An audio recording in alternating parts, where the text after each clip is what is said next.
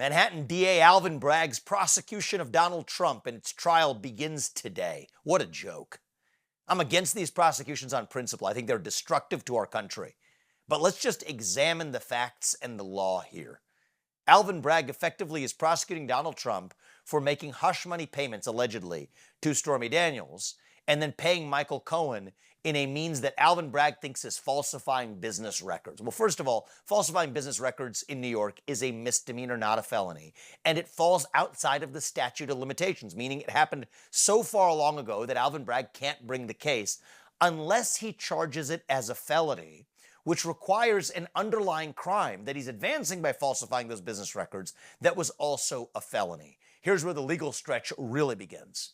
That requires Alvin Bragg to say that Donald Trump's payments should have been made out of a campaign account. That's his theory of the case, instead of being made personally, or else it's a constructive campaign contribution. That's bunk.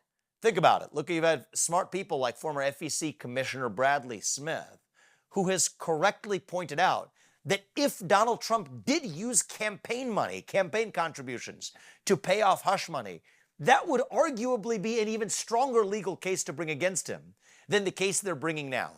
So in that version of the world, it's damned if you do, damned if you don't. They're going to get him going or they're going to get him coming. It's almost as though they decided this is the person we're going to prosecute, and then we're going to figure out what we're going to charge him with after the fact. Well, guess what? That's exactly what happened. You have Alvin Bragg, a Manhattan DA who was elected on the promise of going after Donald Trump. For what crime? We had no idea. Just the idea that they had to go after Donald Trump. This is a politician keeping his campaign promise. That is a bastardization of our legal system. That's not how we do things in the United States. And that motivation accounts for why this case is so weak and emblematic of the other prosecutions that have since followed against Donald Trump. I think Trump is going to prevail, but most importantly, I hope we move beyond this phase of our history where you have one political party that thinks it can use the legal system to prosecute its opponents. The same shoe can fit the other foot, and if we keep going down this direction, we're not going to have a country left. In the complete absence of a legal argument even to bring this case against Trump isn't just embarrassing to Alvin Bragg, it's embarrassing to our country.